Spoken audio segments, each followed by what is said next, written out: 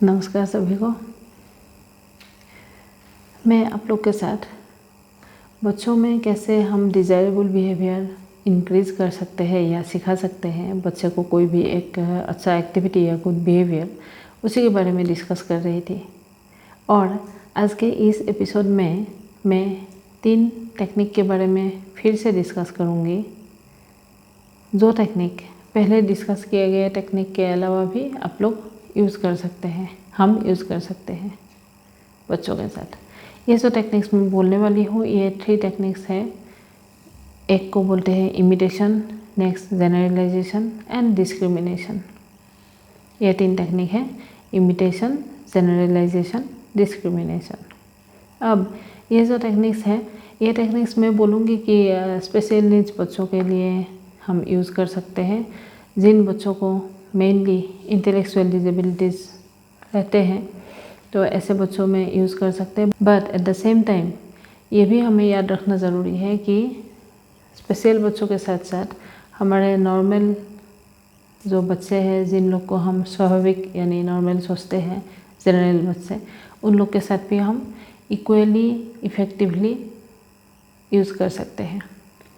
तो मैं शुरू करती हूँ। पहला टेक्निक ये है जिसको हम इमिटेशन बोलते हैं। इमिटेशन वर्ड ही ये हमको समझा देता है कि किसी को देख के, किसी को नकल करके, देख के यानी इमिटेट करके हमको कुछ काम करना है, दैट इज़ कॉल्ड इमिटेशन। तो हम देखते हैं कि जो बच्चे होते हैं ना, ये बच्चे लोग दूसरे को देख के कोई भी काम करना उन लोग को पसंद है। अब बच्चे किन किन को इमिटेट करते हैं, किन को देख के करते हैं? घर में क्या होता है, घर में हम अपने मम्मी पापा को देख के बहुत कम हम सीख जाते हैं, बहुत कम हम करते हैं अपने मम्मी पापा को देख के। बाद में जब हमारा स्कूल लाइफ शुरू हो जाता है, हम स्कूल जाना शुरू करते हैं, तब क्या कर होते हैं, मम्मी पापा से जो सीख लिया या सीख रहा हूँ वो तो कर ही हो ही रहा है। एट द सेम टाइम हम स्कूल में जाके टीचर से भी बहुत चीज़ें सीख जाते हैं। टीचर को देख के, टीचर कैसे करते हैं वो देख के हम सीखते हैं, या फिर हमारे जो क्लासमेट्स होते हैं, हमारे फ्रेंड्स होते हैं, उन लोग को देख के हम सीख जाते हैं। तो ये जो किसी को देख के सीखा, किसी को देख के हम भी अकॉर्डिंगली किया कि वो जो कर रहे हैं हम भी वही कर रहे हैं, दिस इज़ कॉल्ड इमिटेशन, कि मैं इमिटेट कर रही हूँ। मेनली जिन बच्चों में इंटेलेक्चुअल डिसेबिलिटी का डिफ़िकल्टी होता है, तो ऐसे बच्चों को भी ऐसे ही इमिटेट करके सीखना पसंद है। अभी बात यह है कि ऐसे बच्चों को एक बात में थोड़ा डिफ़िकल्टी रहता है कि कौन सी एक्टिविटी या कौन सा बिहेवियर इमिटेट करना है, कौन सा इमिटेट नहीं करना है। यानी कोई अच्छा बिहेवियर भी वो देखें अपने क्लासमेट्स में या टीचर में, वो भी सीख लेंगे, इमिटेट करेंगे। और कोई क्लासमेट को अगर कुछ ख़राब बिहेवियर करते हुए देखें तो वो भी वो इमिटेट करेंगे, देख के करना शुरू करेंगे। इसमें हमको एक थोड़ा छोटी सी बात में ध्यान देना ज़रूरी है। जैसे कि मान लीजिए एज ए स्पेशल एजुकेटर मैंने नोटिस किया कि एक पर्टिकुलर बच्चे वो अपने क्लासमेट को ज़्यादा इमिटेट करना पसंद करते हैं, टीचर को उतना इमिटेट करना पसंद नहीं करते हैं। इन दैट केस हम क्या कर सकते हैं, अपने उनके क्लासमेट्स में से एक बच्चे को हम मॉडल बना सकते हैं, रोल मॉडल। जैसे कि मैं ये बच्चे को इंस्ट्रक्शन दूंगी कि तुम ये काम करो, और वो देख के ये बच्चे करेंगे, इनको बोलेंगे कि तुम इनको देख के करो, क्योंकि उनको अपने फ्रेंड को इमिटेट करना पसंद है। ठीक है, इस बात में ध्यान दे सकते हैं हम।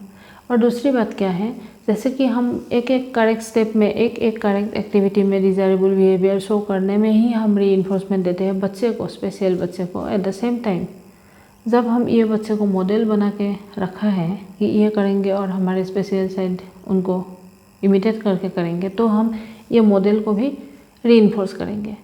तब हमारे स्पेशल साइड को, हमारे इंटेलेक्चुअली थोड़ा जो इंटेलेक्चुअल डिसेबिलिटी होने वाले जो बच्चे हैं हमारा, वो बच्चे को भी समझ में आ जाएगा कि एक गुड बिहेवियर करके दिखाऊं तब भी मुझे रीइंफोर्समेंट यानी इनकरेजमेंट मिलेगा, नहीं तो नहीं मिलेगा। ठीक है, तो इसीलिए हम किसको रोल मॉडल बनाएंगे, ये चीज़ टोटली डिपेंड करता है कि हमारे जो बच्चे टारगेट है, जो स्पेशल बच्चे को हम सिखा रहे हैं, या फिर जनरल बच्चे होने से भी जिसको आप टारगेट बना के रखे हैं, वो बच्चे के लाइक्स एंड डिसलाइक्स के ऊपर टोटली डिपेंड करते हैं कि बच्चे किसको इमिटेट करना पसंद करते हैं। अभी ये बात ऐसा भी है कि ये पर्टिकुलर चीज़, ये काम एग्जैक्टली हम होम सिचुएशन में भी कर सकते हैं। मान लीजिए कि बच्चे, अगर आपका सिंगल चाइल्ड है तो मम्मा पापा में से या फिर गार्जियन या केयरटेकर जो भी हैं, उन लोग में से कोई एक को मॉडल बनना ज़रूरी है कि मैं ऐसे कर रही हूँ, तुम मुझे देखो और करो, लाइक दैट।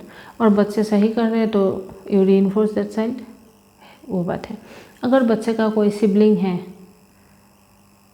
मतलब बड़े भैया, भाई बहन या दीदी कोई है, तो ऐसे एक सिबलिंग को भी हम रोल मॉडल बना सकते हैं कि तुम करो और तुमको देख के वो करेंगे, ये बात है। पर इसमें हम एक छोटी सी चीज़ में ध्यान देना ज़रूरी है। जब हम एक बच्चे को रोल मॉडल बनाते हैं, चाहे वो क्लासरूम सिचुएशन में हो या होम सिचुएशन में हो, ये पॉइंट में ध्यान देना ज़रूरी है कि बच्चे को हमको सिखा के रखना चाहिए कि देखो तुमको देख के वो सीख रहे हैं, तुमको देख के वो कर रहे हैं। इसका मतलब ये नहीं कि हर एक स्टेप में वो सही करेगा या सही करेगी, बट जब भी उनका थोड़ा गलती होता है, तुमको हंसना नहीं, उनका मजाक नहीं उड़ाना है, क्योंकि छोटे बच्चे हैं, पता नहीं है, हंस भी सकते हैं। तो जो चीज़ ये बच्चे को अच्छा नहीं लगेगा डेफिनेटली कि मुझे नहीं आ रहा है तो मुझे मजाक उड़ा रहा है मेरा, ऐसा। तो छोटे बच्चे हंस सकते हैं। तो ये बात हमको वो बच्चे को, मॉडल को, अगर हम बच्चे को मॉडल बना रहे हैं तो वो बच्चे को सेंसिटाइज करना, अवॉइड करके रखना बहुत ही ज़रूरी होता है। ओके, अब दूसरा टेक्निक आया जनरलाइजेशन, यानी मैं एक पर्टिकुलर सिचुएशन में एक चीज़ मैंने सीखा, एक अच्छा बिहेवियर मैंने सीखा, वो चीज़ को मैं बाकी सिचुएशन में अप्लाई कर पाती हूँ कि नहीं पाती हूँ, ये चीज़। फॉर एग्ज़ाम्पल, मैं बच्चे को मनी कॉन्सेप्ट सिखाया, ओके, कौन सा कितने रुपये का नोट है, कौन सा कॉइन क्या है, ये सब मैंने सिखाया। मान लीजिए कि 10 रुपीज़ का नोट 5 रुपीज़ के कॉइन से ज़्यादा है वैल्यू में, 20 रुपीज़ का नोट 10 रुपीज़ से ज़्यादा है, बहुत कुछ मैंने सिखा दिया, ओके। अभी एक प्रैक्टिकल सिचुएशन ऐसा हो सकता है कि मैं अगर स्कूल का बताऊं तो स्कूल से भी बच्चे को आउटिंग में हम लेके जा सकते हैं किसी शॉपिंग मॉल में, और वहाँ पे मान लीजिए कुछ सामान खरीद लिया। तो खरीदने के बाद बच्चे एट द सेम टाइम अलग चीज़ भी कुछ सीखेगा कि ये बिस्किट है, ये मैगी है, ये फ्रूट्स है, ये वेजिटेबल्स है, ये भी सीखेगा, जो चीज़ ज़रूरी है तो लेना है, ऐसा करके। और लास्ट में जब कैश काउंटर में जाएगा तो क्या करेगा कि बच्चे को मान लीजिए कि मैंने दे दिया एक 500 रुपीज़ का नोट, और बच्चे को बोलेंगे कि ये 500 रुपीज़ का नोट है, see this is written here 500, it is called 500, तो ये नोट तुम इनको दे दो जो कैश काउंटर में है। दे दिया बच्चे ने, तो बच्चे को पता है कि मैंने 500 नोट दिया है, 500 रुपीज़ का नोट दिया है। उसके बाद कैश काउंटर वाले लोग आपको बना के दे दिया, लिस्ट बना के दे दिया कि आपने कितना दिया, कितना रिटर्न हुआ, समथिंग। तो इतना देने के बाद रिटर्न वाला पैसा, चेंज आप ले लिया वापस। फिर वो बच्चे को आप वहाँ पे, मैं नहीं बोल रही हूँ कि कागज़ में पेंसिल से आप लिखो कि 500 मैंने दिया तो टोटल खर्चा इतना हुआ, तो कितना रिटर्न आया, कितना चेंज आया, तो माइनस करो तो निकल जाएगा। इतना मैं नहीं बोल रही हूँ, बिकॉज प्रैक्टिकल सिचुएशन हमें भी थोड़ा देखना पड़ेगा, समझना पड़ेगा कि एक शॉपिंग मॉल में आपके पीछे भी लाइन में कैश काउंटर में पैसा देने का बहुत लोग रह सकते हैं, जिन लोग को थोड़ा परेशानी हो सकता है अगर आप ज़्यादा टाइम ले लो तो बच्चे को कम से कम इतना हम कर सकते हैं कि अच्छा इतना चेंज तुमको दे दिया ना, देखो तो चेंज में 10 रुपीज़ का नोट कितना है, और बाकी ये कॉइन्स है, 5 रुपीज़ का कॉइन्स कितना है, 2 रुपीज़ का कॉइन्स कितना है, समथिंग। इस तरीके का थोड़ा बहुत बच्चे को हम करके आ गए, उनको भी समझ में आ गया कि मैंने 500 दिया था तो मुझे इतना करके वापस दे दिया, ठीक है। फिर घर पहुंच के या फिर स्कूल से हम गए हैं तो स्कूल पहुंच के वो चीज़ हम बच्चे को कागज़ में करने के लिए दे सकते हैं कि मैंने 500 दिया था, उसमें से ये जो लिस्ट है, शॉपिंग लिस्ट में तुमको लिखा हुआ है कि टोटल 300, फॉर एग्जांपल 355 रुपीज़ खर्चा हुआ है, तो रिटर्न कितना आया, चेंज कितना आया, ये जानने के लिए 500 रुपीज़ जो मैंने आपको दिया था उसमें से ये खर्चा वाला आप माइनस कर दो, घटाओ। जब माइनस करोगे तो रिटर्न, तो आंसर जितना आया उतना होगा जितना तुमको वापस मिला। समझ गए बच्चे? टाइम लगेगा, एक ही दिन में नहीं होने वाला, बट अगर बच्चे समझ गए ये बात तो 2-3 दिन के बाद भी जब कहीं भी जाए तो उनको पता लगेगा कि ये जो मनी है, जो मैंने क्लासरूम में सीखा था मनी के बारे में, पैसा के बारे में, वो चीज़ इस काम में यूज़ होता है। कुछ सामान हमको चाहिए तो ये पैसा हमको देना पड़ेगा, तब भी हमको सामान मिलेगा। We can buy things in exchange of money.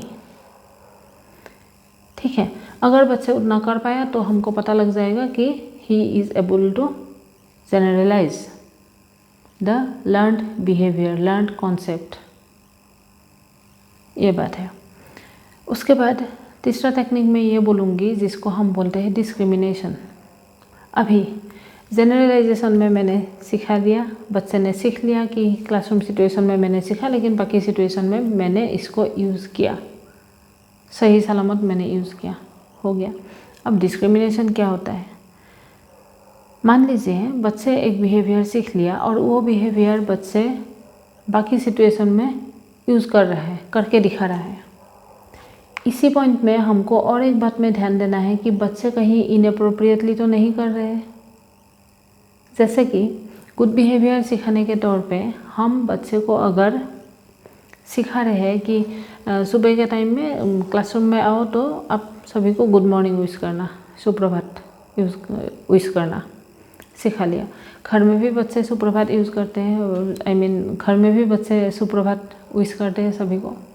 ठीक है, अब अगर बच्चे को समझने में थोड़ा दिक्कत हो रहा है, जनरली इंटेलेक्चुअली डिजेबल जो बच्चे थोड़ा होते हैं, इंटेलेक्चुअल डिजेबिलिटी रहते हैं जिन बच्चों का, उन लोग में ये प्रॉब्लम देखने को मिलता है कि उन लोग, मैंने गुड मॉर्निंग सिखाया तो आफ्टरनून को भी कोई आए तभी वो गुड मॉर्निंग ही बोलेंगे, कोई कुछ दूसरा बात भी पूछे तब भी वो गुड मॉर्निंग बोल देंगे। तो ये जो चीज़ है, जो इनअप्रोप्रिएटली बच्चे दिखा रहा है बिहेवियर, सीख लिया तो सही बात है, गुड मॉर्निंग विश करना अच्छी बात है,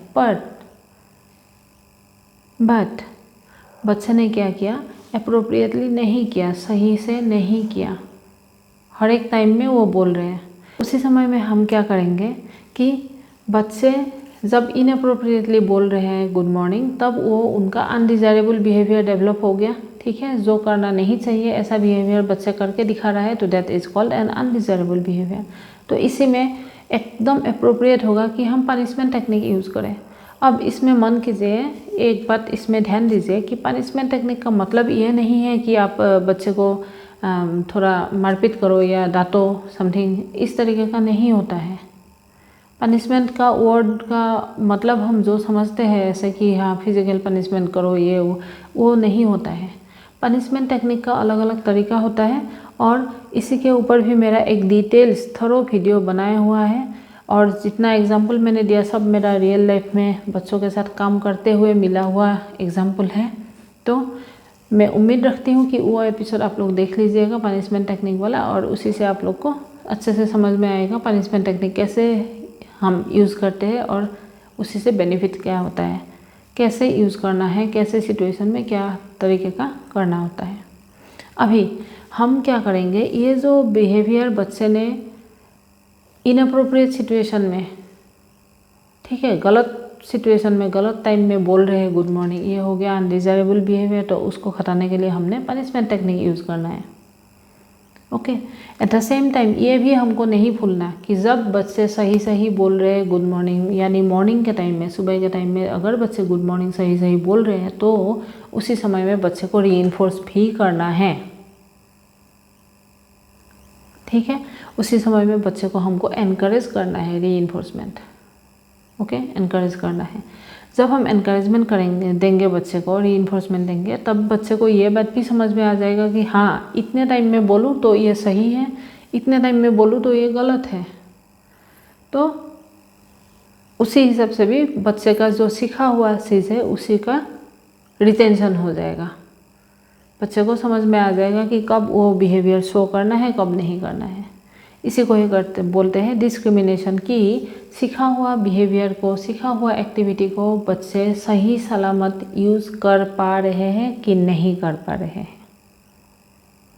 मतलब डिस्क्रिमिनेट करना पड़ेगा अलग अलग सिचुएशन में, कहाँ मुझे बोलना है, कहाँ मुझे नहीं बोलना है।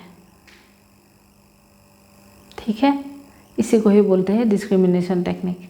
अगर बच्चे ये कर पाते हैं तो हम समझ जाएंगे कि बच्चे का डिस्क्रिमिनेशन नॉलेज कंप्लीट है। तो इस एपिसोड में मैं ये 3 टेक्निक डिस्कस किया आप लोग के साथ। उम्मीद रख रही हूँ कि आप लोग को बहुत काम आया है और आप लोग को एपिसोड देख के पसंद आया और काम में भी, बच्चों के साथ काम करने में भी आप लोग को काफ़ी मदद होगा। मेरा एक छोटा सा रिक्वेस्ट है कि हमारे बीच में, हमारे सोसाइटी में काफ़ी ऐसे लोग हैं, ऐसे गार्जियन हैं, ऐसे पेरेंट्स हैं, ऐसे केयरटेकर्स हैं जिन लोग को ये सब टेक्निक के बारे में डिटेल्स यानी थोरो जानने का बहुत ही ज़रूरत है, और थोरो नहीं जानने की वजह से ही जिन लोग को ये चीज़ में अप्लाई करना, ये चीज़ काम में लगाना थोड़ा मुश्किल हो रहा है। मैं उम्मीद रखती हूँ कि आप लोग ऐसे लोगों के साथ भी ये वीडियो शेयर करेंगे सो दैट सभी को बेनिफिट मिले। बहुत बहुत धन्यवाद।